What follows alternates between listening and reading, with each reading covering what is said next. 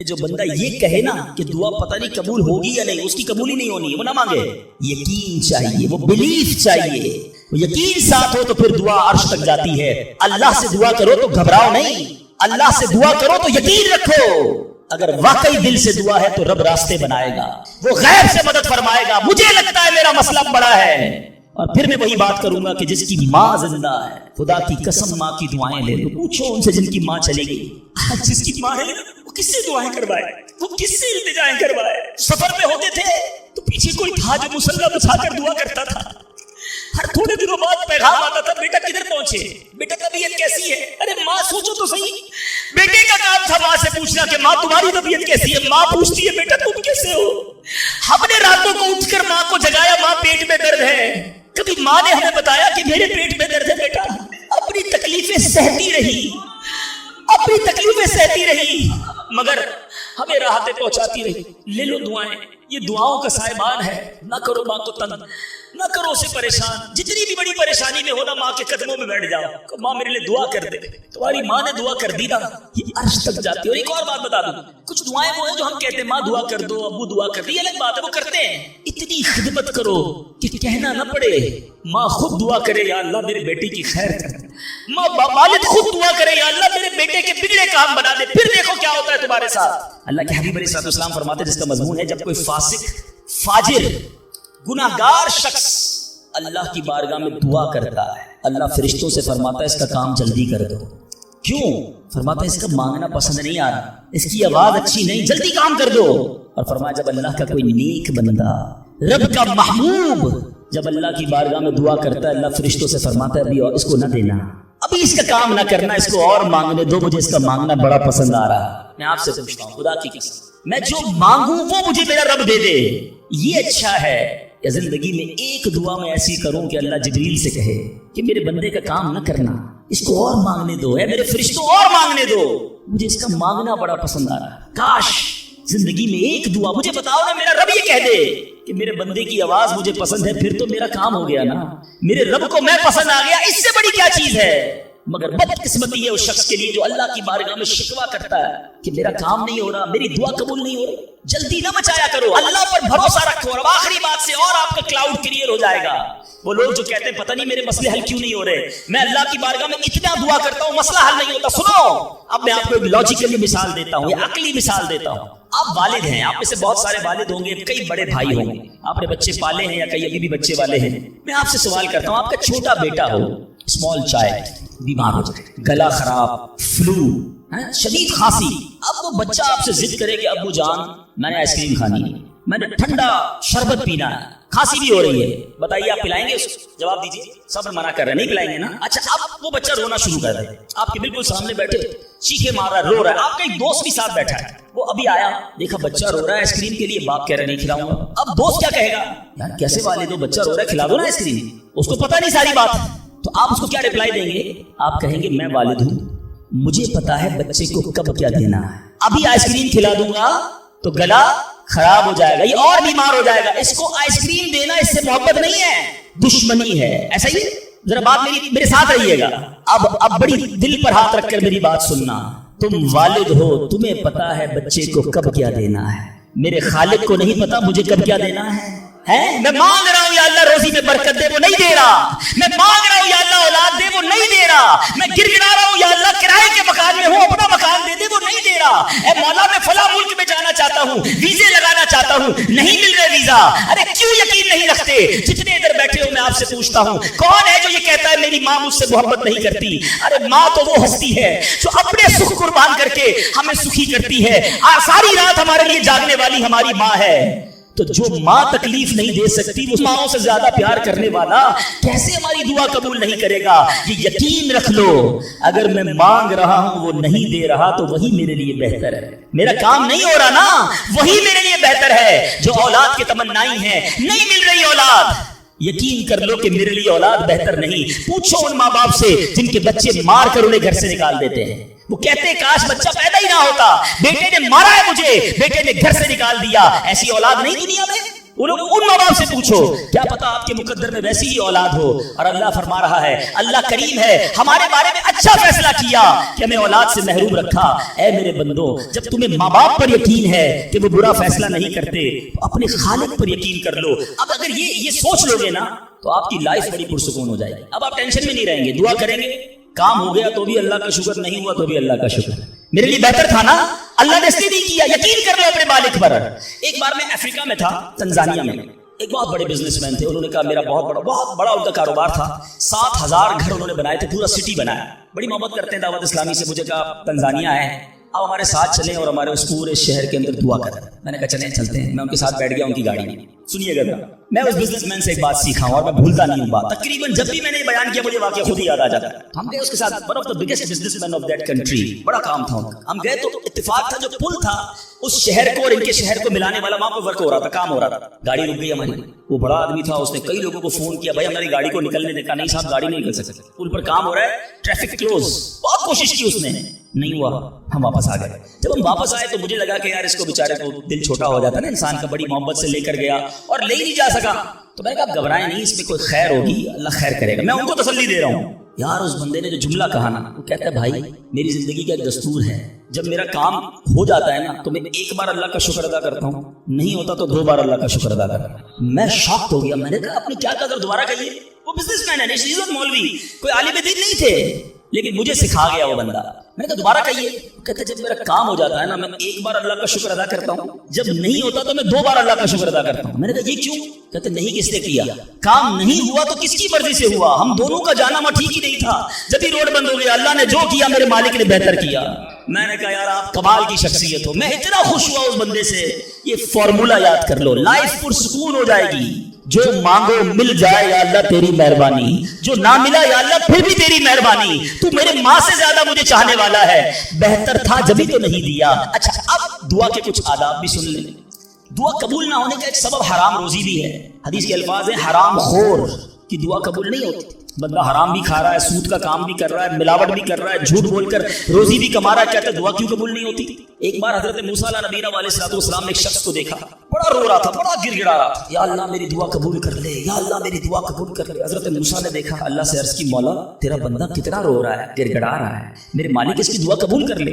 इरशाद हुआ, ए मूसा, ये इतना रोए कि रोते रोते मर जाए, इतने हाथ उठाए कि इसके हाथ आसमान को छू ले। ए मूसा, मैंने इसकी दुआ कबूल नहीं करनी। अर्ज की, मौला क्या वजह है? इरशाद हुआ, ए मूसा, ये खाता हराम है, इसने जो लिबास पहना ये हराम है। सोचिए, अल्लाह के नबी सिफारिश कर रहे हैं, अल्लाह इसकी दुआ कबूल कर ले, मगर हराम खाने वाले की दुआ कबूल नहीं। अपनी रोजी पाकीज़ा करो। आप में सारे चाहते हैं ना मुस्तजाबुद दावत बन जाए। मुस्तजाबुद दावत के माना क्या है? जिसकी सारी दुआएं कबूल हो। सब चाहते हो ना? हजरत साद बिन अबी वक्कास ने प्यारे आका से सवाल किया, क्या ब्यूटीफुल क्वेश्चन कर लिया, हमारे काम सीधा हो गया। आका से अर्ज की, या रसूल अल्लाह, मैं मुस्तजाबुद दावत बनना चाहता हूं, I want to be a मुस्तजाबुद दावत। नबी पाक ने कोई लंबा चौड़ा, आपको तो पूरा सिलेबस दिया जाता है ना, पीएचडी करना है तो इतनी किताबें पढ़ो, एमबीबीएस करना है तो इतनी किताबें पढ़ो, लेकिन मुस्तजाबुद दावत तो कमाल हो गया ना, उससे बड़ी डिग्री है कोई?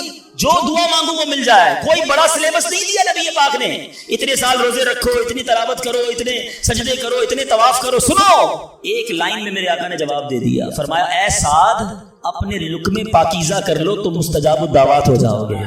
That's it.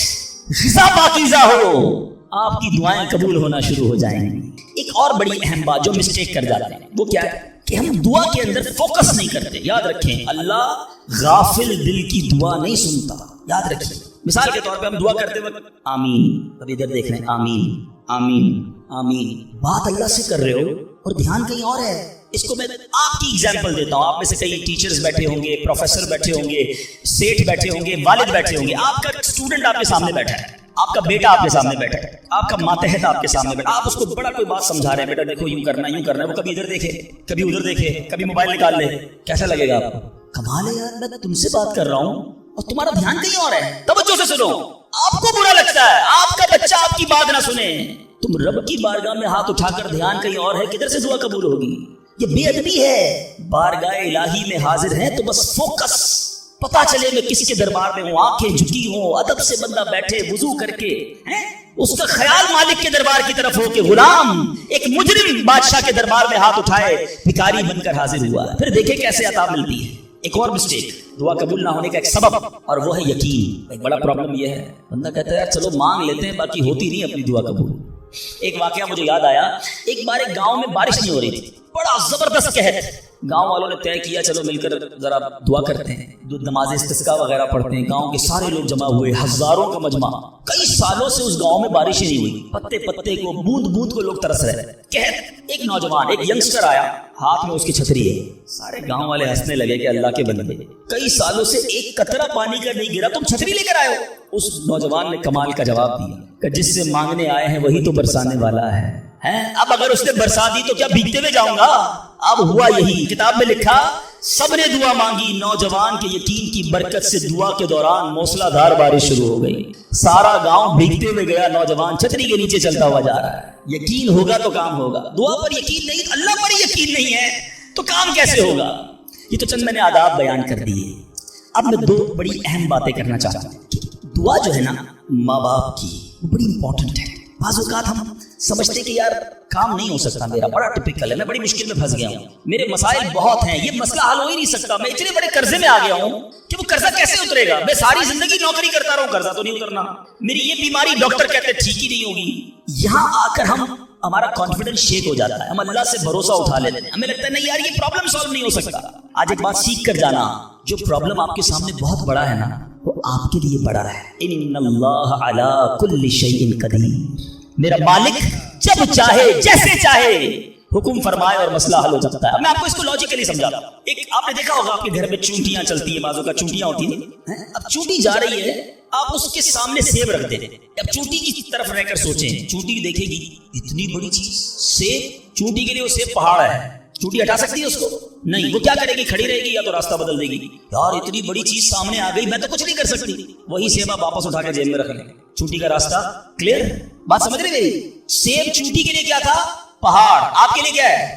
سیب آپ نے اٹھایا واپس جیب میں رکھ لیا، چونٹی کے سامنے سے پہاڑ ہٹ گیا۔ جو پرابلم میرے اور آپ کے سامنے ہے نا، میرے لیے پہاڑ ہے، آپ کے لیے پہاڑ ہے، آپ کو لگتا ہے سالو ہی نہیں ہو سکتا۔ ان اللہ علی کل شیء قدیر، وہ جب چاہے جیسے چاہے، منٹوں میں، منٹ بھی زیادہ ہے، سیکنڈوں میں پرابلم سالو کرتا ہے۔ دل سے دعا مانگو۔ اب میں آپ کو ایک واقعہ سناتا ہوں، ایک ڈاکٹر کا بڑا ہی زبردست واقعہ، میں نے کتاب میں پڑھا۔ ڈاکٹر احمد اس شخص کا نام تھا، ایک کنٹری میں وہ بڑا زبردست ڈاکٹر تھا اور one of the biggest doctor of that country. حکومت نے پلان کیا کہ اس ڈاکٹر کو کنٹری کا سب سے بڑا ایوارڈ دینا ہے، سب سے بڑا انعام۔ ایک سیمینار مقرر کیا گیا، اس کو ایز اے اسپیشل گیسٹ مہمان خصوصی بلایا گیا، کہا دنیا بھر سے لوگ بلائیں گے، پاکستان کے یا اس ملک کے بڑے لوگ آئیں گے، آپ کو گفٹ دیا جائے گا، آپ کو ایوارڈ دیا جائے گا۔ ڈاکٹر صاحب بڑے خوش کہ میرے اعزاز میں اتنی بڑی تقریب۔ مثال دیتا ہوں، ان کی منڈے کو تقریب تھی، سنڈے کو انہوں نے فلائٹ بک کر لی کیپٹل جانے کے لیے، دارالحکومت میں جانے کے لیے۔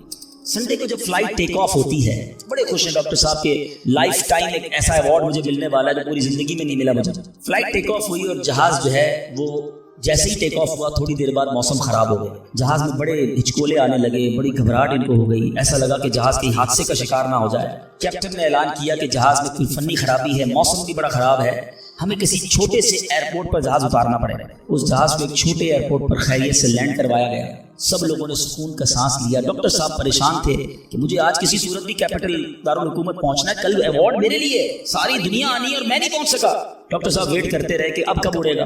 ایئرپورٹ کے عملے نے کہا کہ حضور آج جہاز نہیں اڑ سکتا، یہ جہاز میں ایسی خرابی ہے، ہمارا ایئرپورٹ بھی بہت چھوٹا ہے، ہمارے یہاں کوئی ٹیکنیکل اسٹاف نہیں ہے، یہ کل ہو سکے گا۔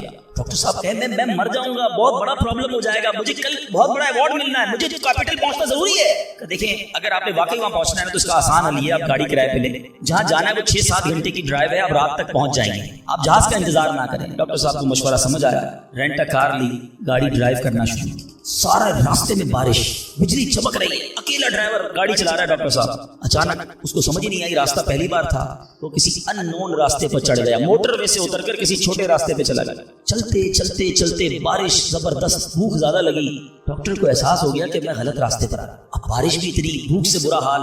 دیکھا ایک چھوٹا سا گھر، اس میں بلب جل رہا، اس ڈاکٹر نے گاڑی کو پارک کی، دروازہ نوک کیا، ایک بوڑھی خاتون باہر نکلی، کہا بیٹا کون ہو؟ کہا ماں جی راستہ بھول گیا ہوں، بارش بہت ہے۔ کہا بیٹا اندر آ جا۔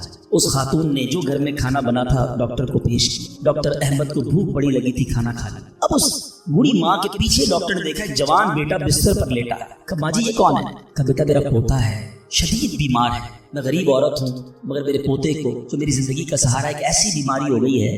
ہمارے گاؤں میں نے کئی ڈاکٹروں کو دکھایا ہے، ڈاکٹر کہتے ہیں کہ اس کا علاج پاکستان میں ایک ہی ڈاکٹر ہے جس کا نام ڈاکٹر احمد ہے، وہی کر سکتا ہے۔ بیٹا ہر نماز کے بعد دعا کرتی ہوں کہ اتنے پیسے جمع ہو جائیں کہ میں اپنے اس معذور بیٹے کو ڈاکٹر احمد کے پاس لے جاؤں۔ تم مجھے مسافر لگتے ہو، ذرا تم بھی دعا کر دو میرے بیٹے کا علاج ہو جائے۔ ڈاکٹر احمد دسترخوان پر بیٹھ کر رونے لگا، کہتا ہے ماں جی میرے جہاز کا خراب ہونا، چھوٹے ایئرپورٹ پر اترنا، میری گاڑی کا راستہ بھولنا اور آپ ہی کے دروازے پر آ کر کھڑے ہونا، یہ فقط آپ کی دعاؤں کا ثمرہ ہے۔ میں ہی ڈاکٹر احمد ہوں، آج آپ کے گھر میں آ گیا ہوں، میں آپ کے بیٹے کا علاج کروں گا۔ یہ ہے دعا۔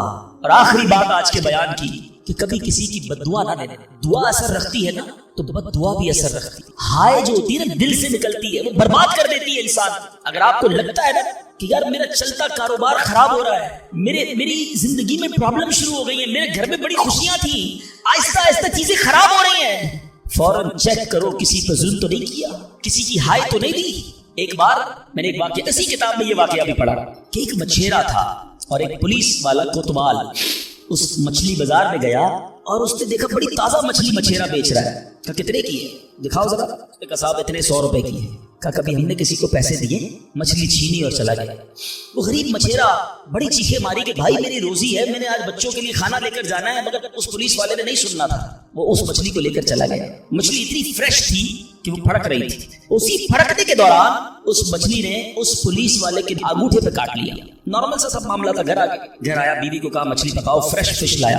تھوڑی دیر بعد انگوٹھے میں درد شروع ہو گیا، اور آپ جانتے ہیں انفیکشن کس کو کہتے ہیں، چیزوں کا خراب ہونا کس کو کہتے ہیں۔ اس کے انگوٹھے میں شدید پین شروع ہو گیا، بہت درد۔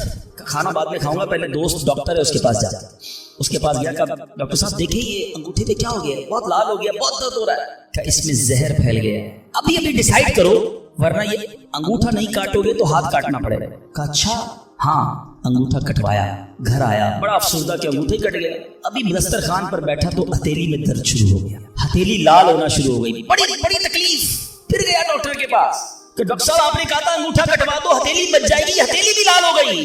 کہ بیٹا اس میں بھی انفیکشن ہو گیا، فوری فیصلہ کرو، میری عقل کام نہیں کر رہی ورنہ ایسا نہ ہو تمہارا پورا بازو کاٹنا پڑے۔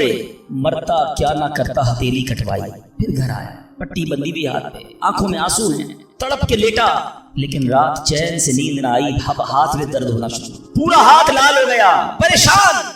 ڈاکٹر کے پاس جانے والا تھا، اس کا ایک دوست بڑا سمجھدار تھا، وہ دیکھ رہا تھا کہ شام انگوٹھا کٹوایا، پھر ہتھیلی کٹوائی، اب ہاتھ کے لیے تڑپ رہا ہے۔ خیر ایک بات بتاؤ، آج تمہارے ساتھ کوئی واقعہ ہوا ہے کیا؟ تم نے کوئی کام کیا ہے؟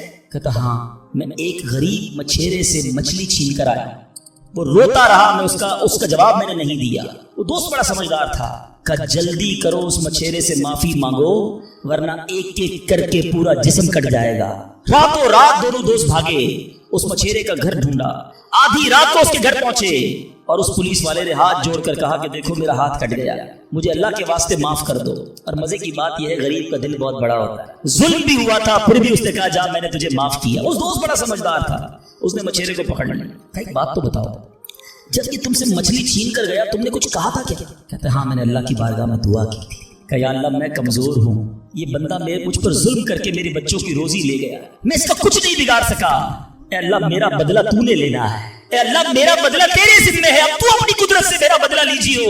اے میرے میٹھے اسلامی بھائی یاد رکھنا، ہائے نہ لینا کسی، تکبر نہ کرنا کہ میں بڑا کرو فر والا ہوں، میں انجینئر، میں ڈاکٹر، میں پروفیسر، میں سیٹھ۔ آج آپ کچھ بھی ہیں، یہ اللہ نے آپ کو دیا ہے۔ ایک ہائے لگ گئی نا، اللہ کے کسی بندے کو تکلیف پہنچا دی اور اس نے ہاتھ اٹھا دیے، یہ دعا بڑی کمال کی چیز ہے، طوفان ٹال بھی دیتی ہے اور برباد بھی کر دیتی ہے۔ بربادی سے بچنا ہے، لوگوں کی دعائیں لیجیے، زندگی میں ایسے کام کرنا میٹھے اسلامی بھائیوں کہ میری غیر موجودگی میں بھی لوگ دعا دے کہ کیا بندہ ہے، کیا ملتا ہے، کیا اخلاق ہے۔ ایسا نہ کرنا کہ کسی سے مل کر جاؤ تو جانے کے بعد لوگ کہیں اتنا غرور، اتنا تکبر، مجھے ذلیل کر کے گیا۔ آج ملازم کو ہم ذلیل کر دیتے ہیں، آج بیوی بچوں کے سامنے گالیاں نکالتے ہیں، آج لوگ ہم سے ڈرتے ہیں۔ یاد رکھو یہ عزت نہیں ہے۔ آج آپ کا اگر میں جو پروفیسر بیٹھے ان سے کہنا چاہتا ہوں، آپ ٹیچر ہیں اور آپ کے اسٹوڈنٹ آپ کا ادب کرتے ہیں، یہ ادب ہے یا ڈر ہے؟ چیک کیجئے۔ آپ کے سامنے جو ادب کرے اور پیچھے گالیاں دے وہ ادب نہیں، وہ عزت نہیں۔ عزت یہ ہے کہ میں سامنے نہ بھی ہوں تو لوگ کہیں کہ کمال کا ہے، اللہ اس کی خیر فرمائے۔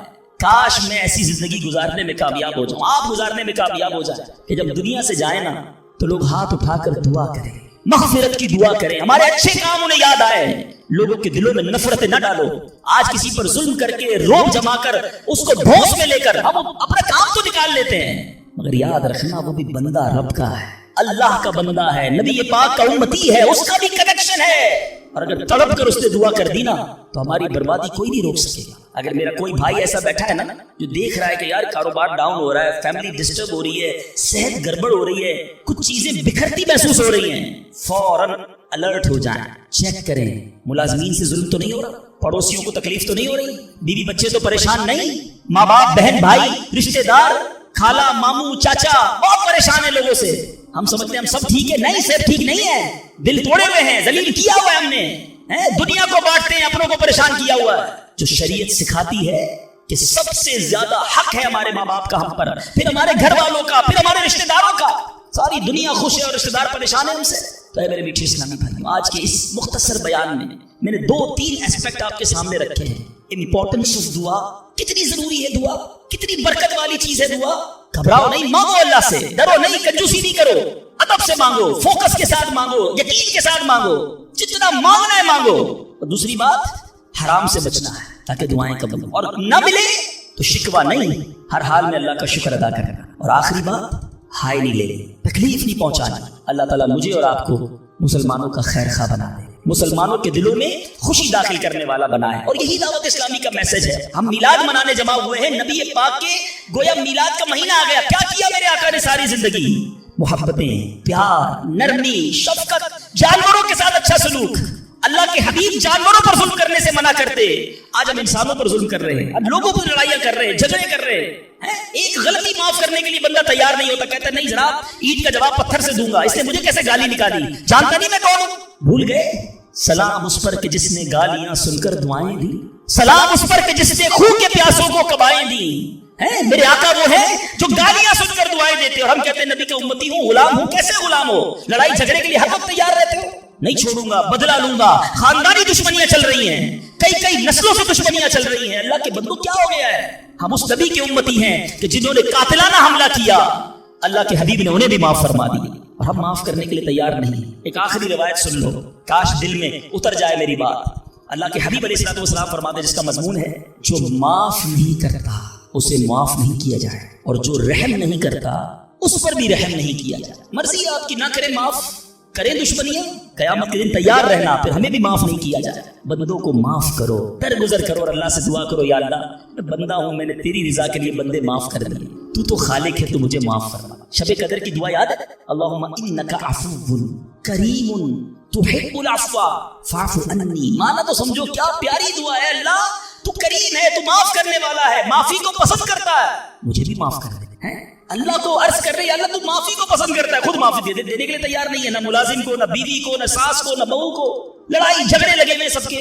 آج ایک نیت کر لو اے مسلمانوں، آقا کے غلاموں، آج تک مجھے کسی نے بھی ستایا، دل دکھایا، میں نے اس کو معاف کیا. کہہ دو میں نے معاف کیا، دشمنیاں ختم. آگے بڑھ کے خود معافی مانگ لو. آپ کو لگے گا یار غلطی تو اس نے کی تھی، میں کیوں معافی مانگوں؟ وہ معافی مانگے. یہی تو پرابلم ہے. 2 دوست، 2 رشتے دار، 2 بھائی 5-5 10-10 سال سے ایک دوسرے سے بات نہیں کر رہے، کس وجہ سے؟ وہ معافی مانگا. ایک سوری نے 2 دوستوں کو گھر پہ بٹھایا ہوا ہے، میاں بیوی الگ بیٹھے ہوئے، رشتے دار دور ہیں. کیوں؟ وہ پہلے معافی مانگ لے، بس میں معافی مانگ لوں گا، میں معاف کر دوں گا. ارے آپ آگے بڑھ کے معافی مانگ لو نا. ہماری میمنی میں ایک جملہ کہا جاتا ہے، جو نمی ہو وہ اللہ کی گمی ہو، جو جھک جاتا ہے وہ اللہ کو پسند آ جاتا ہے. آپ آگے بڑھ جاؤ. آپ فون کر دو آج، اے میرے بھائی کئی سال ہو گئے آپ ناراض ہیں، جو بھی مجھ سے غلطی ہوئی اللہ کی رضا کے لیے معاف کر دو، میں آپ کے گھر مٹھائی کا ڈبہ لے کر آنا چاہتا ہوں. ارے جاؤ یار، دوستی کر لو. یہ رشتہ دار، یہ پیار کرنے والے دنیا میں ویسے ہی تھوڑے ہوتے ہیں. تھوڑوں سے ہی ہم نے دشمنیاں لگائی ہوئی ہیں. تھوڑی لائف ہے، پیار سے گزارو، محبت سے گزارو، ختم کر دو دشمنیاں.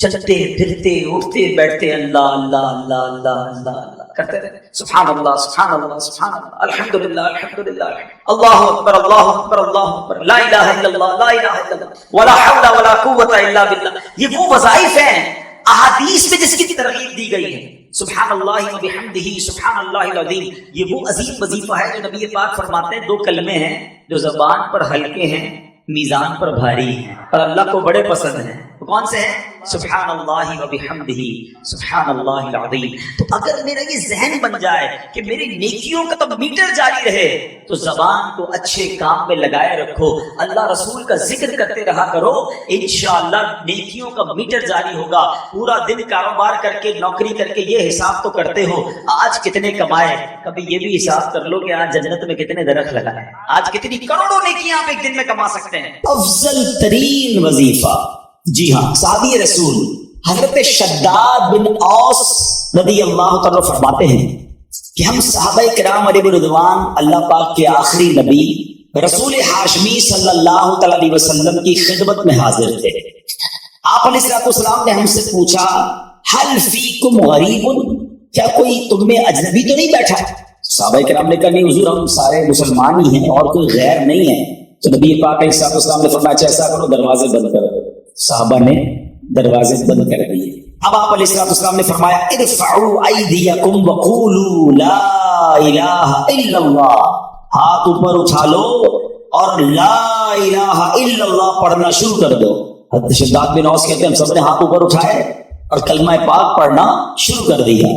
کچھ دیر اسی طرح ہم ذکر کرتے رہے, نبی پاک ذکر کرواتے رہے, اور اس کے بعد مالک جنت قاسم نعمت صلی اللہ تعالی علیہ وسلم نے خوشخبری سناتے ہوئے فرمایا ابشروا فإن اللہ قد غفر لکم, تمہیں بشارت ہو کہ بے شک اللہ پاک نے تمہیں بخش دیا ہے. مزید آپ علیہ السلام نے یہ بھی فرمایا کہ الحمدللہ, اے اللہ پاک تو نے مجھے یہ پاکیزہ کلمہ دے کر بھیجا, اسے پڑھنے کا حکم دیا اور اس پر جنت کا وعدہ بھی فرمایا, بے شک تو اپنے وعدے کے خلاف نہیں کرتا.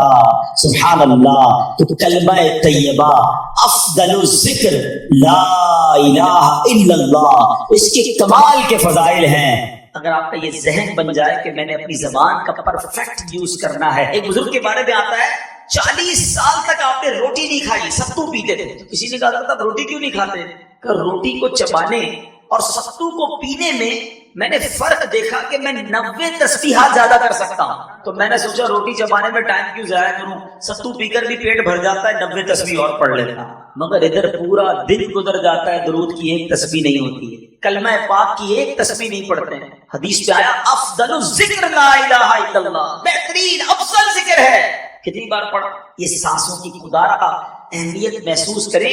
قیامت کے دن ایسا نہ ہو کہ پچھتاوا ہو کہ کاش فضول وقت نہ گزارتا, اللہ رسول کا ذکر کر. ایک اور بڑا پیارا نسخہ علماء نے بتایا کہ بندہ دعا کرنے کا عادی ہو جائے. نبی پاک کا انداز پتہ ہے نا, پیارے آقا کھانا کھانے سے پہلے کی دعا, کھانے کے بعد کی دعا, دودھ پینے کی دعا, پانی پینے کی دعا, پانی کے بعد کی دعا, استنجا خانے میں جانے کی دعا, فارغ ہو کر باہر آنے کی دعا, گھر میں جانے کی دعا, باہر آنے کی دعا, مسجد میں جانے کی دعا, باہر نکلنے کی دعا. یہ کیا ہے؟ یہ نبی پاک قدم قدم پر دعائیں کرتے تھے. اور آج ہمیں پورا دن گزر جاتا ہے ہم دعا نہیں پڑھتے. حالانکہ اگر یہی عادت اپنا لینا کہ ساری دعائیں یاد کر لیں کہ کھانے سے پہلے کیا پڑھنا ہے, تو کھانے سے پہلے ثواب, کھانے کے بعد ثواب, پانی سے پہلے ثواب, پانی کے بعد ثواب. اچھا دعا اور سنت, اگر یہ دو چیزیں مجھے پتہ چل جائیں, بھائی پانی تو پینا ہی ہے نا, لیکن دن میں کتنی بار پانی پیتا ہوں؟ اگر سنت کے مطابق ہر بار پانی پینے کا ثواب. چپل تو پہننا ہی ہے, سنت کے مطابق پہنوں, چپل پہننے کا ثواب. لباس تو پہننا ہی ہے, سنت کے مطابق پہنوں, لباس پہننے کا ثواب. اگر یہ ذہن بن جائے یار میں پورے دن میں کیسے عبادت بڑھا سکتا ہوں اور بغیر کسی بڑی ایفرٹ کے, کیا محنت کرنی ہے, سیدھے پیر سے چپل پہنے یا الٹے پیر سے پہنے اتنا ہی ٹائم لگنا ہے. مگر ہر سنت پر اگر سنت کی نیت سے عمل کر لوں اور اس سے پہلے دعا بھی پڑھ لوں, الدعاء مخ العبادہ, حدیث پاک میں ہے دعا عبادت کا مغز ہے. اچھا ڈبل فائدہ ہوگا, دعا کا ثواب الگ ملے گا, کام میں برکت اور آ جائے گی. جس کام کو شروع کرنے سے پہلے بسم اللہ پڑھی, دعا کر لی, کام بھی اچھا ہو جائے گا, کھانے میں بھی برکت رہے گی, پیٹ بھی خراب نہیں ہوگا, اور جناب عبادت بھی جاری رہے گی. اصل چیز مائنڈ ہے. جس طرح دنیا کمانے کے لیے دماغ چلتا ہے, اگر نیکیاں کمانے کے لیے دماغ چل جائے نا تو پھر تو نیکیاں ہی نیکیاں ہیں. کمال ہے, آسان نیکیاں ہیں. ایک بڑی پیاری کتاب بھی ہے مکتبۃ المدینہ کی آسان نیکیاں, اس کو پڑھے تو حیران ہو جاتا ہے بندہ کہ یار اتنے چھوٹے عمل سے اتنا بڑا ثواب. میں اگر ایسی کوئی کتاب بتا دوں آسان پیسے کمانے کا نسخہ, شاید وہ کتاب ہی ختم ہو جائے گی مکتبے میں. اوہ بتاؤ بھائی ایک دن میں لاکھ روپے کیسے کماتے ہیں, محنت بھی نہ کرنی پڑے. میں آپ کو بتاتا ہوں ایک دن میں کروڑوں نیکیاں کما سکتے ہیں بھائی. صرف اپنا ذہن بنائیں اور اپنا یہ ذہن بنا لیں کہ مجھے عبادت کے لیے بھیجا ہے، تو دعائیں یاد کر لیں. ماشاءاللہ مدنی قافلوں میں دعائیں یاد کرائی جاتی ہیں، دعوت اسلامی کے حلقوں میں دعائیں یاد کرائی جاتی ہیں، اور یہ دعائیں انشاءاللہ زندگی میں ساتھ رہی تو بیڑا پار ہو جائے گا نا. سنت پر عمل کرنے کی ذہن بنا لے، اور سنت پر عمل کر کے نیکیاں تو ملی، اور پتہ کیا ملے گا؟ سنو اللہ کے حبیب علیہ الصلوۃ والسلام کیا فرماتے ہیں؟ نبی پاک علیہ الصلوۃ والسلام فرماتے ہیں کہ جس نے میری سنت سے محبت کی اس نے مجھ سے محبت کی، اور جس نے مجھ سے محبت کی وہ میرے ساتھ جنت میں جائے. اب بتاؤ نا، اللہ کے حبیب کے ساتھ جنت میں چلے گئے تو بیڑا پار ہو گیا نا. سیدنا عبد الرحمن بن عوف رضی اللہ تعالیٰ عنہ سے روایت ہے کہ ایک دن نبیوں کے سردار مدینے کے تاجدار صلی اللہ تعالیٰ علیہ وسلم اپنے مبارک گھر سے باہر تشریف لائے اور ایک باغ کی طرف آپ نے رخ فرمایا، ایک باغ کی طرف تشریف لے گئے. حضرت عبد الرحمن بن عوف نے دیکھا کہ نبی پاک جا رہے ہیں تو وہ بھی پیچھے پیچھے آ گئے. کہتے نبی پاک باغ میں داخل ہوئے، قبلے کی طرف میرے آقا نے منہ کیا اور سر سجدے میں رکھ دیا. حضرت عبد الرحمن بن عوف نبی پاک کا دیدار دور سے کرتے رہے کہ آقا سجدے میں ہیں اور یہ دیدار کر رہے ہیں. بے کسوں کے مددگار سرکار عالی وقار صلی اللہ تعالیٰ علیہ وسلم نے بہت لمبا سجدہ کیا. حضرت عبد الرحمن بن عوف کہتے ہیں کہ مجھے یہ خوف ہوا کہ کہیں سجدے کی حالت میں ہی تو اللہ کریم نے ان کی کہیں روح قبض تو نہیں کر لی. اتنی دیر ہو گئی نبی پاک نے سر سجدے سے نہیں اٹھایا. تو کہتے ہیں یہی خیال آتی میں تھوڑا آگے بڑھا. تو اب جب میرے قدموں کی آواز نبی پاک علیہ الصلوۃ والسلام نے سنی تو میرے آقا علیہ الصلوۃ والسلام نے اپنا سر انور اٹھایا اور پوچھا کون ہے؟ میں نے عرض کیا یا رسول اللہ صلی اللہ علیہ وسلم عبد الرحمن. ارشاد فرمایا کیا کام ہے؟ میں نے عرض کیا یا رسول اللہ صلی اللہ علیہ وسلم آپ نے اتنا طویل سجدہ کیا، اتنا لمبا سجدہ کیا کہ مجھے خوف ہو گیا کہ کہیں اللہ تبارک و تعالیٰ نے آپ کی روح قبض تو نہیں فرما دی. عاشق زار کی محبت بھری بات سن کر، اپنے صحابی کی یہ پیاری بات سن کر اللہ کے حبیب علیہ الصلوۃ والسلام نے طویل سجدہ کرنے کی حکمت وجہ بیان کی. فرمایا کہ میرے پاس جبریل امین آئے اور انہوں نے حاضر ہو کر بتایا کہ یا رسول اللہ صلی اللہ تعالی علیہ وسلم اللہ پاک فرماتا ہے کہ اے محبوب صلی اللہ تعالی علیہ وسلم جو آپ پر درود پاک پڑھے گا میں اس پر رحمتیں نازل فرماؤں، جو آپ پر سلام بھیجے گا میں اس پر سلامتی اتاروں گا. اس نعمت کا شکر ادا کرنے کے لیے میں نے اتنا طویل سجدہ کیا. یہاں دو باتیں سیکھنے والی. ایک تو یہ سمجھ آیا کہ درود پاک نعمت کتنی بڑی ہے. درود پاک پڑھنے والے کے بارے نیارے ہو جاتے ہیں. اللہ کی رحمتیں نازل ہوں، رب کی طرف سے سلامتی نازل ہو تو اور کیا چاہیے. اس پرفتن اس خطرناک دور میں جب بلائیں ہیں، وبائیں ہیں، ٹینشنیں ہیں، پرابلمز ہیں، خوف ہے، اور ہر بندہ چاہتا ہے کہ وہ سیکیور رہے، صبح گھر سے جائے شام گھر خیر سے آئے، کاروبار پہ خیر رہے، گھر میں خیر رہے، فیملی میں برکت رہے. وہ کون سا طریقہ ہے جس سے مجھے یہ سیکیورٹی مل جائے؟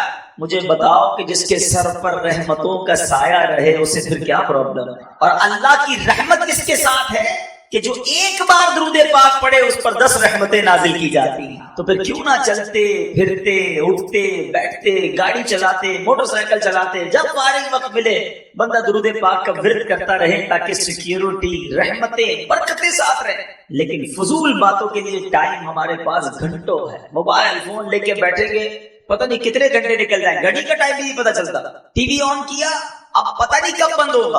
اتنا فضول اور گناہوں بھرا وقت لوگ گزارتے ہیں مگر ذکر و درود کے لیے ٹائم نہیں نکالا. اس حدیث سے ایک اور بات سیکھنے کو ملی کہ درود پاک پر جو رحمتیں اور برکتیں ملنی ہیں، نبی پاک علیہ الصلوۃ والسلام اس سے کتنا خوش ہوئے کہ آقا نے اپنی امت کو ملنے والی اس نعمت پر طویل سجدہ کی، شکر کا سجدہ کیا. امتی کا کام کیا ہے؟ ہمیں بھی تو سجدہ شکر ادا کرنا چاہیے کہ یا اللہ تیری رحمت ہے، اتنا تھوڑا سا کام کرتے ہیں اور تو اتنی رحمتیں نازل فرماتا ہے، تیری اس نعمت پر ہم بھی شکر ادا کر. اور تیسری بات کہ نبی پاک کو ہم سے پیار کتنا ہے، ہم سے محبت کتنی ہے. درود آقا پر پڑھیں رحمتیں ہم پر نازل ہوں گی، سلامتی ہمیں ملے گی، اور آقا اس کے شکرانے میں سجدہ کر رہے ہیں. تو پھر ہم کیوں نہ درود پاک سے پکی اور سچی محبت. شعبان کا مہینہ یاد رہے کہ اس مہینے کو ماہ درود بھی کہتے ہیں. جی ہاں، کیونکہ جو درود پاک کی مشہور آیت ہے نا، آیت درود جس کو کہتے ہیں، ان اللہ وملائکتہ یصلون علی النبی یا ایھا الذین آمنوا صلوا علیہ وسلموا تسلیما، مل کر پڑھیں، صلی اللہ علی النبی وآلہ صلی اللہ علیہ وسلم صلاۃ و سلام علیک یا سیدی یا رسول اللہ۔ یہ آیت درود بھی شعبان میں نازل ہوئی ہے، اور شعبان کے بارے میں میرے آقا کیا فرماتے ہیں؟ شعبان مشہری، شعبان میرا مہینہ، یہ مہینہ آقا کا، یہ مہینہ درود کا مہینہ۔ پھر کیوں نہ ہم درود پاک کی کثرت اپنی عادت بنائیں؟ تو آئیے مل کر نیت کرتے ہیں کہ انشاءاللہ ہم نبی پاک علیہ الصلوۃ والسلام کی بارگاہ میں روزانہ کثرت کے ساتھ درود پاک پڑھیں گے۔ صلو علی الحبیب صلی اللہ تعالی علی محمد صلی اللہ علیہ وسلم۔ آج جو میرا بیان ہے اس کو آپ نے بہت غور سے سنا۔ آج یوں سمجھیے کہ آخرت کا اکاؤنٹ جو ہے وہ کیسے بھرا جا سکتا ہے، کس طرح زیادہ سے زیادہ نیکیاں آسان طریقے سے کمائی جا سکتی ہیں، یہ آج اس بیان کا ٹاپک ہوگا۔ اگر آپ توجہ سے سنیں گے تو انشاءاللہ اللہ نے چاہا آپ کو کچھ ایسے طریقے مل جائیں گے جس سے آپ ڈیلی بیسس پر اپنے نامہ اعمال میں نیکیوں کا اضافہ کریں، کہ ہمارے اسلاف بزرگان دین شب و روز کیسے گزارتے تھے، اور ان کے ذہن میں کیسا یہ بات ذہن میں بیٹھی ہوئی تھی کہ آخرت کی تیاری کو فوکس کرنا۔ حضرت رابعہ بصریہ رضی اللہ تعالیٰ، بہت بڑا نام ہے، یہ ایسی خاتون ہے جو ولیہ ہیں، دوسری صدی ہجری کی مشہور ولیہ۔ آپ رحمت اللہ تعالیٰ علیہ، اللہ پاک اور اس کے پیارے حبیب علیہ السلام سے بڑی محبت کرنے والی اور خوف خدا میں رونے والی، عبادت گزار، شب بیدار خاتون۔ آپ نے 50 سال ایسے گزارے کہ نہ بستر پر لیٹ کر آرام کیا، نہ تکیے پر سر رکھ۔ آپ کی خادمہ حضرت عبدہ بنت شوال رحمت اللہ تعالی علیہ فرماتی ہیں کہ حضرت رابعہ ساری رات نماز میں مصروف رہتی، صبح فجر سے پہلے مصلی پر لیٹ جاتی، کچھ ہی دیر کے بعد گھبرا کر اٹھتی اور خود سے کہتی، نفس تو اس ناپائیدار دنیا میں کب تک سوتا رہے گا؟ دنیا تو تنگی کا گھر ہے، پھر یہاں اتنی نیند کیوں؟ آج کچھ دیر جاگ لے، نیکیاں کما لے، قبر میں میٹھی نیند سو جانا، وہاں قیامت تو کوئی نہیں جگائے۔ عمل یہاں کر لے، آرام وہاں کرنا، پھر اٹھ کر عبادت میں مصروف ہو جاتی۔ ہمارا تو حال یہ ہے کہ نماز پڑھے تو ساری فیکٹری کا حساب چل رہا ہوتا ہے، پورا دن کیسے گزارا، بلکہ نمازی میں یاد کر رہے ہو تو سلام پھیر کے فلاں فلاں کو فون بھی کرنا ہے۔ ہاں، سلام پھیرتے ہی فوراً فون اٹھاتا ہے بندہ، یاد آیا نماز میں یار پیسے لینے باقی تھے، فلاں نے ٹائم دیا تھا۔ سب نماز پڑھنے اللہ کی بارگاہ میں اور دھیان کہیں اور۔ ایسے سے پہلے ہمیں یہ سمجھنا ہوگا شیطان کیا چاہتا ہے۔ جب تک ہم اپنے دشمن کے وار نہیں سمجھیں گے نا، ہم انڈرسٹینڈ نہیں کر سکتے۔ شیطان پہلے یہ چاہتا ہے ہم عبادت نہ کریں، نہ نماز پڑھیں، نہ روزہ رکھیں، نہ مسجد میں جائیں، نہ صدقہ دیں، نہ خیرات دیں، ٹھیک ہے؟ وہ تو یہ چاہتا ہے کہ معاذ اللہ ہم بڑے بڑے گناہ کریں، بدکاری کریں، شراب پیئیں، جوا کھیلیں، قتل کر دیں، بڑے بڑے گناہ کروانا چاہتا ہے۔ وجہ کیا ہے؟ شیطان اللہ کی بارگاہ سے مردود ہو چکا۔ دیکھیں صدقے کیسے برباد ہوتے ہیں، میں نہیں کہتا، قرآن کہتا ہے، یا ایھا الذین آمنوا لا تبطلوا صدقاتکم بالمن والأذی۔ اے ایمان والو، اپنے صدقے باطل نہ کرو۔ صدقے کیسے باطل ہو جاتے ہیں؟ بھائی میں نے تو مسجد میں پیسے دیے، رسید مل گئی، پیسے تو پہنچ گئے، باطل کیسے ہو گئے، ختم کیسے ہو گئے، نل اینڈ وائڈ کیسے؟ قرآن کہہ رہا ہے نا، اے ایمان والو اپنے صدقے باطل نہ کرو۔ کس طرح؟ بالمن والاذی، احسان جتا کر یا تکلیف پہنچا کر۔ اور یہ کر رہے ہوتے ہیں انڈیلیبریٹلی یا ڈیلیبریٹلی، دانستہ و غیر دانستہ ہی چل رہا ہوتا ہے۔ میں نے اپنے ملازم کی بچی کی شادی کرا دی ہے، میں نے اس کو گھر دلا دیا ہے، بھائی یاد ہے نا تو فقیر تھا، غریب تھا، نوکری والا آیا تھا چپل پہن کر تیرے کو کاروبار پہ چڑھا دیا، آج لینڈ کروزر، آج گاڑی آ گئی، بھول تو نہیں گیا مجھے؟ وہ جو آپ نے اس وقت اس کے ساتھ بھلائی کی تھی، یہ جملہ کہہ کر سب ضائع کر، صرف ضائع نہیں کیا، الٹا دل دکھا کر گناہ بھی کما لیا، اور شیطان کامیاب ہو گیا کہ اس کا صدقہ بھی گیا، اس کا ثواب بھی گیا، اس کی نیکی بھی گئی، اور الٹا گناہ گار ہو، اور ہمیں پتہ بھی نہیں چلتا۔ نمازیں پڑھ کر دوسروں کو حقیر جان رہے ہوتے ہیں۔ یاد رکھیے نماز ضرور پڑھیے، مگر میں نمازی ہوں تو باقی سارے جہنمی ہیں ایسا نہیں ہے۔ ایک بزرگ کے بارے میں آتا ہے نا کہ وہ اپنے بیٹے کے ساتھ کسی سفر پر جا رہے ہیں، رات کا وقت ہوا، مسافر خانے میں رکے تو بیٹا بھی نمازی، باپ بھی نمازی، تہجد میں دونوں باپ بیٹے اٹھے، تہجد ادا کی۔ سارے مسافر خانے میں قافلے والے سو رہے تھے، بیٹا کہتا ہے ابا جان یہ کیسے لوگ ہیں، سارے ہی سو رہے ہیں، کسی نے تہجد نہیں پڑھی؟ اللہ اکبر، وہ والد تھے نا، وہ اللہ والد تھے، بیٹا تو بھی سویا رہتا تو ٹھیک، تو نے آج تہجد پڑھ لی، تجھے باقی لوگ سارے حقیر نظر آنے لگے، اس سے بہتر تو بھی سویا رہتا تو ٹھیک۔ تو یہ وار شیطان کے سمجھو، شیطان نیکی کرنے کے بعد جیسے ہم نیکی کرتے ہیں نا، اس کو بے چینی شروع ہو جاتی ہے، اب وہ پلاننگ کرتا ہے کدھر سے اس کی نیکی چھین لوں، کدھر سے اس کی نیکی ڈسٹرب کر دوں۔ جب تک ہم یہ سمجھیں گے نہیں، حضرت رابعہ بصریہ رضی اللہ تعالیٰ عنہ جیسی ولیہ فرماتی تھوڑی دیر کے لیے تسبیح کرتے کرتے دھیان کہیں اور گیا تو وہ جنت کے درخت پر جو پھل لگے تھے وہ گر گئے۔ ہمارا تو روز ہی دھیان کہیں اور ہوتا ہے، ادھر دعا کرتے دھیان کہیں اور ہوتا ہے، اللہم آمین آمین آمین کہہ رہے، پتہ نہیں امام صاحب کیا دعا کر رہے ہیں، کبھی ادھر دیکھ رہے ہیں، کبھی ادھر دیکھ رہے ہیں، کبھی داڑھی کھجا رہے ہیں۔ کبھی سوچا ہے نماز اور دعا کس کے لیے ہوتی، کس کی بارگاہ میں حاضر ہے؟ اللہ اکبر کہہ کر ہم حاضر ہو گئے اللہ کی بارگاہ، اللہ میں حاضر ہوں۔ کبھی منسٹر، کبھی بڑے بڑے بزنس مین، کسی وڈیرے، کسی جناب بڑے شخصیت کے پاس جائیں اور اس کے پاس جا کر دھیان کہیں اور ہوتا ہے، یا اس کو فوکس کرتے ہو؟ اللہ کی بارگاہ میں کہیں اور دھیان، مانگ رہے ہیں اللہ سے اور دھیان کہیں اور ہے، پھر کیسے دعا قبول ہوگی؟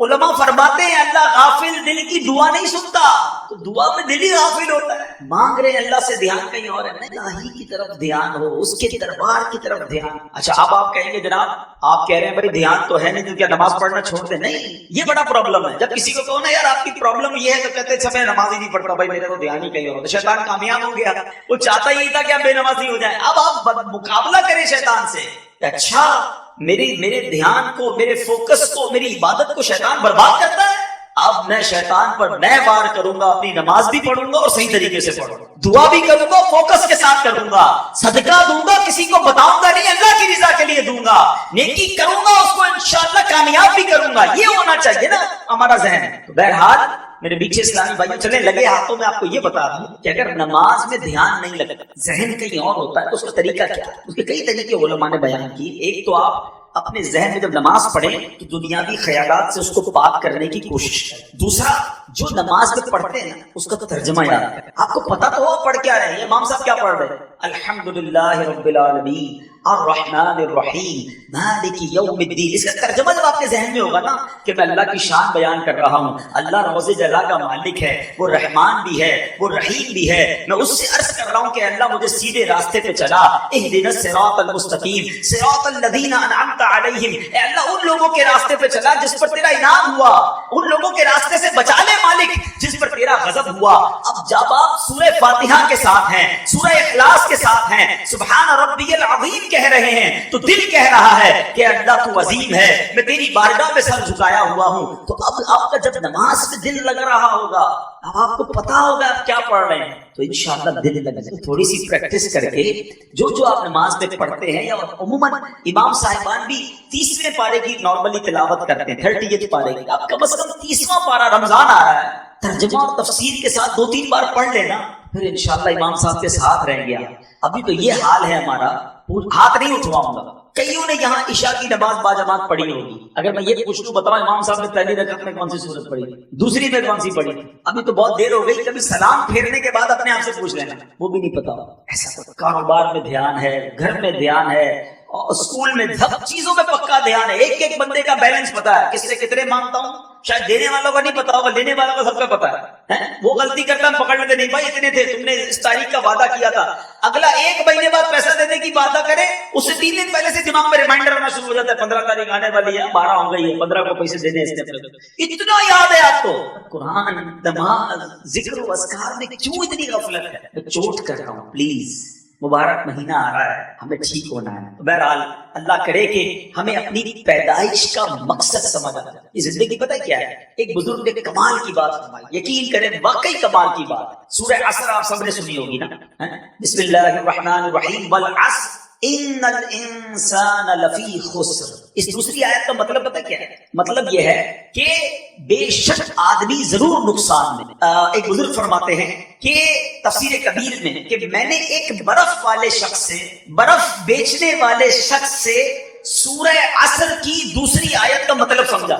یہ ہے، میں یہاں تھوڑا سا بریک لے کے سمجھانا چاہتا ہوں۔ جس کا مائنڈ سیٹ آخرت کی فکر کرنے کا ہوتا ہے نا، وہ دنیا کے تجربات سے آخرت کا کوئی درس لیتا ہے۔ جس کا ذہن ہی نہیں ہے تو وہ غفلت میں رہتا ہے۔ مثال کے طور پر ایک بزرگ کے بارے میں آتا ہے کہ وہ بڑا زبردست کپڑا بناتے تھے، کپڑا سیا، تیار کیا، کپڑے کے بیپاری تھے۔ وہ ایک کپڑا سیل کرنے مارکیٹ میں گئے اپنا بنا کے کپڑا، تو جو کپڑا خریدنے والا تھا نا، اس نے جب کپڑا دیکھا تو اس نے کہا آپ کی تو سلائی میں پرابلم ہے۔ وہ ماہر تھا، ماسٹر تھا، ایکسپرٹ تھا، سلائی میں صحیح نہیں ہے، کلر اسکیم بھی صحیح نہیں، مثال دے رہے ہیں، اس کی سائز بھی ٹھیک نہیں ہے۔ وہ بتاتا گیا، اس بزرگ نے رونا شروع کر دیا، زاروں کتار رونے لگ گئے۔ کہا بھائی آپ رو کیوں رہے ہیں؟ آپ کا کپڑا میں خرید لیتا ہوں، ناراض تو نہ ہوں، میں تو جو چیزیں وہ بتا رہا ہوں۔ کہتے میں اس لیے نہیں رو رہا کہ تم نے میرے کپڑے کے عیب نکالے ہیں، میں اس لیے رو رہا ہوں کہ میں نے یہ کپڑا اپنے طور پہ پرفیکٹ بنایا تھا، مگر جب یہ کپڑا کسی ماہر کے ہاتھ میں آیا تو اس نے میرے عیب نکالنا شروع کر دیے۔ تو میں نے تو اپنے طور پہ نمازیں ٹھیک پڑھی ہیں، روزے صحیح رکھے ہیں، صدقے خیرات بھی کیے ہیں، اللہ کی بارگاہ میں قیامت کے دن گیا، اور اگر رب نے کہا کہ تیرے سجدے قبول نہیں ہیں، ان میں اخلاص نہیں تھا، تیرے صدقے بیکار ہیں، اس پہ نیت کچھ اور تھی، میں اپنے طور پہ ٹھیک کر رہا ہوں اعمال، اگر اللہ کی بارگاہ میں گیا اور وہاں یہ سب ریجیکٹ ہونا شروع ہوا تو میرا کیا بنے؟ یہ تھا دماغ، یہ ذہن تھا آخرت کی تیاری کا کہ کپڑا ریجیکٹ ہوا تو قیامت یاد آ گئی۔ ادھر گھر میں میت ہوتی ہے تو موت یاد نہیں آتی ہے، ادھر باپ کا انتقال ہوتا ہے اور گھر والے ٹی وی دیکھ رہے ہوتے ہیں، تیسرے دن نمازیں قضا ہو رہی ہوتی ہیں، ادھر ہمارے سامنے آخرت کی یاد دلانے والی بات ہوتی ہے، پھر بھی آخرت نہیں سوچتے ہیں۔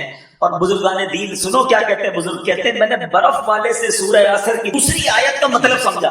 ایسا کیا کہا تھا برف والے نے؟ سنو برف والا کیا کہتا ہے، وہ کیا کہتا ہے؟ کہتے ہیں میں نے برف والے کے بارے میں سنا، وہ آواز لگا رہا تھا، برف ریڑھی پہ بیچ رہا تھا اور آواز لگا رہا تھا ارحموا من یذوب رأس مالہ۔ وہ کیا کہتا تھا؟ لوگوں اس شخص پر رحم کرو جس کا سرمایہ پگھل رہا۔ برف والا یہی کہتا ہے خرید لو ورنہ پگھل جائے گا۔ کہتے ہیں میں سمجھ گیا، ان الانسان لفی خسر، اس کا مطلب یہی ہے کہ زندگی برف کی طرح پگھل گئی، جو اس پہ نیکی نہ کمائے گا وہ نقصان میں رہے۔ برف والا صبح برف لے کے نکلتا ہے نا، اس کو پتہ ہے شام تک یا تو بیچوں گا یا پگھل جانی ہے۔ میٹھے اسلامی بھائیوں، میری اور آپ کی زندگی بھی یہی ہے، we don't know کب چلے جائیں۔ اگر آپ اس کو امیجنیشن کے ذریعے سمجھنا چاہیں نا، تجربے کے طور پہ کہہ رہا ہوں کہ پیدا ہوئے نا تو ہمارے ہاتھ میں ایک برف کا بلاک دے دیا گیا، کسی کے پاس 50 سال کا ہے، کسی کے پاس 40 سال کا ہے، کسی کے پاس 25 سال کا ہے، برف روز پگھل رہی ہے۔ ہو سکتا ہے ہم میں سے کسی کی برف کل ختم ہونے والی، آج ختم ہونے والی، اور ہم ہیں کہ احساس ہی نہیں، پگھل رہی ہے، روز پگھل رہی ہے، اور ہم نیکیاں کہاں کما رہے ہیں۔ حالانکہ میرے میٹھے اسلامی بھائیوں، اللہ کریم نے ہمیں کیوں پیدا کیا؟ شاعر کیا کہتا ہے، پہلے سنو پھر قرآن کی آیت سنا۔ ہو رہی ہے عمر مثل برف کم، ہو رہی ہے عمر مثل برف کم، رفتہ رفتہ چپکے چپکے دم بدم بدم، ہر دن برف کی طرف۔ مجھے اور آپ کو رب نے کیوں بنایا ہے؟ ہم جانتے ہیں پیسے کمانے کے لیے، بڑا نام بنانے کے لیے، کاروبار چمکانے کے لیے، اور جناب ڈگریاں حاصل کرنے کے لیے، اس لیے بنایا۔ آئیے قرآن سے پوچھتے ہیں، اے رب کے کلام تو ہماری رہنمائی فرما، ہمیں کریٹ کیوں کیا گیا ہے؟ انسان کو بنایا کیوں گیا؟ اللہ کریم قرآن میں فرماتا ہے وَمَا خَلَقْتُ الْجِنَّ وَالْإِنسَ إِلَّا لِيَعْبُدُونِ، بے شک اور میں نے جن اور آدمی اتنے ہی اس لیے بنائے کہ میری بندگی کریں۔ اللہ فرماتا ہے جن اور آدمی کس لیے بنائے؟ کہ میری عبادت کریں۔ معلوم ہوا انسانیت اور عبادت لازم اور ملزوم، یعنی آپس میں جڑے ہوئے ہیں۔ جو عبادت نہیں کرتا انسانیت سے لا تعلق ہے، بنایا ہی عبادت کے لیے گیا ہے، ہماری کریشن کا مقصد عبادت ہے۔ اب آتے ہیں سولوشن کی طرف۔ میں نے آپ کو شروع میں ایک بات کہی تھی کہ آج کے بیان میں کچھ ایسے فارمولے دینے ہیں کہ جو بڑے آسان ہیں، اور اس پر عمل کر کے انشاءاللہ ہم بھی عبادت گزاروں میں شامل ہو جائیں۔ اور زیادہ سے زیادہ اگر ہم نیکیوں کو کرنا چاہتے ہیں نا، تو پہلا نسخہ یہ ہے کہ گناہ چھوڑ۔ ہم نماز پڑھتے بھی ہیں اور ساتھ حرام کام بھی کر رہے ہیں، تو گناہ چھوڑنا، اپنے اسٹیپ کو اللہ کی طرف بڑھانا ہے نا، قدم بڑھانا ہے، عبادت کی طرف اپنا دل لگانا ہے، تو پہلے گناہ چھوڑ دیں، کیونکہ گناہوں کی یہ آگ ہمیں تباہ و برباد کر دے۔ حضرت امیر المومنین عمر فاروق اعظم رضی اللہ تعالیٰ فرماتے گناہ اگرچہ ایک ہو مگر اپنے ساتھ 10 برائیاں لاتا ہے۔ ابھی میں نے آپ کو عبادت کے فضائل بتایا نا، اب گناہ کی برائیاں سنو۔ لوگ کہتے ہیں تھوڑا سا ہی گناہ کرتا ہوں، ایک دو ہی بری عادتیں، سنو ایک گناہ کیا کیا لاتا ہے۔ نمبر 1، گناہ کرنے والا اللہ پاک کو غضب دلاتا۔ نمبر 2، شیطان ملعون کو خوش کرتا ہے۔ نمبر 3 جنت سے دور، اور نمبر 4 جہنم کے قریب ہو جاتا ہے۔ نمبر 5 اپنی سب سے پیاری چیز یعنی اپنی جان کو تکلیف میں ڈالتا ہے۔ نمبر 6 اپنے باطن کو ناپاک کرتا ہے۔ نمبر 7 اعمال لکھنے والے فرشتوں کرامن کاتبین کو تکلیف دیتا ہے، ان کو گناہ لکھنا پڑتا ہے، گندی بات بری بات لکھنی پڑتی ہے۔ نمبر 8 پیارے آقا علیہ الصلوۃ والسلام کو روضہ انور میں تکلیف پہنچاتا ہے، رنجیدہ کرتا ہے۔ نمبر 9 زمین و آسمان اور تمام مخلوق کو اپنی نافرمانی پر گواہ بناتا ہے۔ اور نمبر 10 تمام انسانوں سے خیانت اور رب العالمین کی نافرمانی۔ تو آج پہلے نیت تو یہ کر لیں کہ انشاءاللہ گناہ نہیں کریں گے۔ ہاں گناہ چھوڑنا آسان نہیں ہے، مگر میرے لیے مشکل ہے نا، میرے رب کے لیے تو مشکل نہیں ہے، وہ تو قوی ہے، وہ طاقت والا ہے، وہ کن فرمائے تو فیکون ہو جاتا ہے۔ پہلے نیت کر لیں اور پھر اللہ سے مدد مانگے کہ یا اللہ میں نے نیت کر لی ہے، بس تو میری گناہوں کی عادت نہیں۔ تو انشاءاللہ جب دل گناہوں سے پاک ہوگا نا تو پھر نیکیوں کا نور آنا شروع ہو جائے۔ کچھ لوگ ملتے ہیں، ایک جگہ ہم گئے تھے تو یہ بحث ہو رہی تھی، ایک بھائی ساتھ میں کہتے ہیں یار اتنی نیند آتی ہے جیسے ہی بیان شروع ہوتا ہے، دل نہیں لگتا، اس کی کیا وجہ ہے؟ تو دیکھیں میں آپ کو آج ایک طریقہ بتا دیتا ہوں۔ ہم کبھی بخار ہوتا ہے، آپ کو بھی ہوتا ہو، تو بخار میں ہمیں اپنا پسندیدہ کھانا بھی اچھا نہیں لگتا، جو بڑا پسند سے کھاتے ہیں وہ بھی کڑوا لگتا ہے، کھانا تو کھانا گھر والے بھی اچھے نہیں لگتے، ہم کیا کرتے ہیں کھانا کھانا چھوڑ دیتے ہیں یا گھر والوں کو بھگا دیتے ہیں۔ ہم کو پتا ہے یار بیمار ہیں، تھوڑے دنوں کے لیے موڈ کڑوا رہے گا، دوائی کھاتے رہیں گے، آہستہ آہستہ آہستہ جیسے ہی بیماری دور ہوگی نا دوائی کھانے کا مزہ آنا شروع ہو جائے گا، موڈ اچھا ہو جائے گا۔ ایسا ہی ہوتا ہے۔ تو جب کسی کو نماز میں دل نہ لگے، تلاوت میں دل نہ لگے، اجتماع میں دل نہ لگے، کسی درود پاک پڑھے تو بوریت ہونے لگے، تو وہ سمجھ لے کہ اندر بیماری ہے، گناہوں نے دل کالا کیا ہوا ہے۔ اب کیا کرنا ہے؟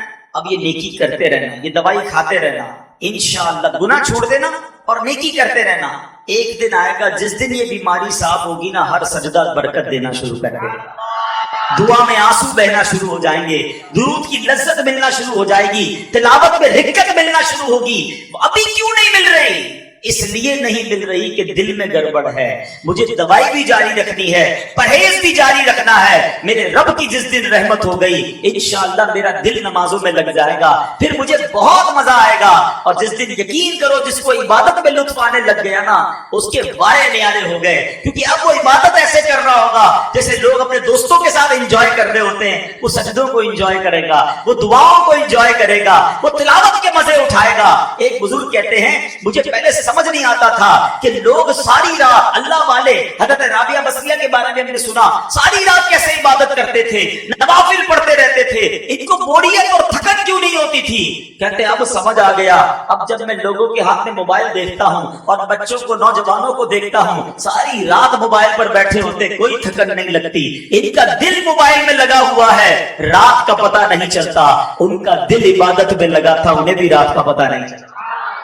میں دعا کیا کرتا ہوں تحدیث نعمت کے لیے، آپ کو کہتا ہوں آپ بھی یہ دعا کی کہ اللہ میرا دل عبادت میں لگا دے اور عبادت کا مزہ دے دے۔ ہم اتنے گناہ گار ہیں، ہمیں عبادت تکلف سے کرنی پڑتی ہے کہ یار پڑھ رہا ہوں وہ دل نہیں لگ رہا، لیکن جس دن عبادت میں دل لگ گیا نا اللہ اکبر، وہ زندگی کا لطف ہی کچھ اور ہوگا۔ اور یہ ہوگا انشاءاللہ ہوگا کہ جب ہمارا دل گناہوں سے پاک۔ تو پہلا نسخہ کہ آپ عبادت کی طرف آنا چاہتے ہیں، اپنے مقصد کی طرف آنا چاہتے ہیں تو گناہ چھوڑ، گناہوں والی باتوں سے بچائیے اپنے آپ کو، آپ کو عبادت کا نور ملنا شروع ہو جائے گا کہ ہم ناکارہ ہیں، ہم اللہ سے ہی مدد مانگے، اللہ تو عبادت کی توفیق دے، تو سجدوں کی توفیق دے، تو ہمیں گناہوں سے بچا دے۔ سیکنڈ فارمولا، دوسرا نسخہ وہ یہ ہے کہ ہمیں فضولیات سے اپنے آپ کو بچانا ہو۔ یہ جو اپنے فضول اپنی ٹائم ضائع کرنے والے کام رکھے ہوئے ہیں نا، خاص طور پہ آج کل تو ایسا لگتا ہے ہمارا سب سے زیادہ زندگی کا ٹائم ہمارا موبائل لے جاتا ہے، یا موبائل لے جاتا ہے یا فضول ہماری گپ شپ،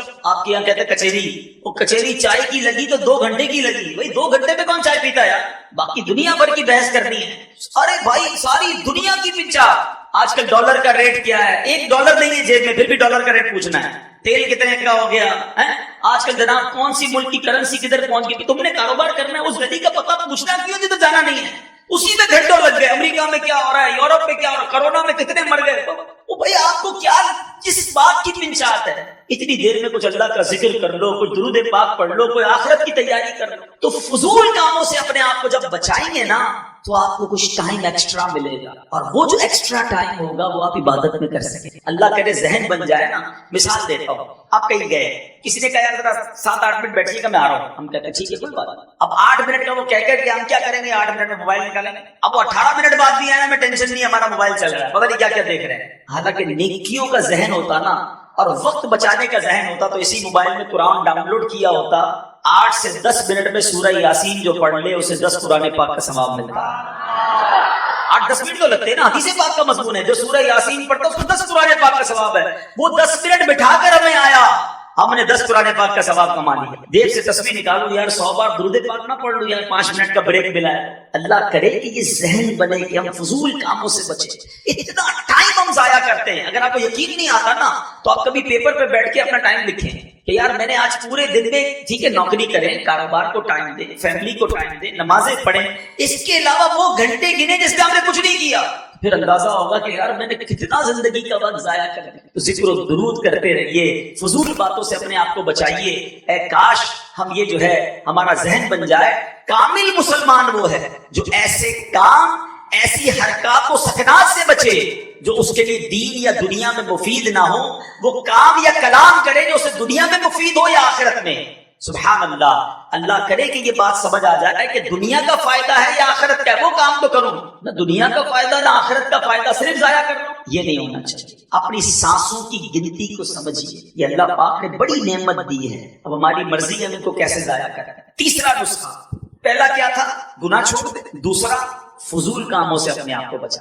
اب تیسرا نسخہ کیا ہے کہ ہم اپنے جو مباح کام ہے نا، چلنا پھرنا، اٹھنا بیٹھنا، چائے پینا، کھانا کھانا، ان مباح یعنی جائز کاموں کو نیکیوں میں کیسے کنورٹ کر سکتے ہیں. سبحان اللہ. وہ کیسے کور ہوگا؟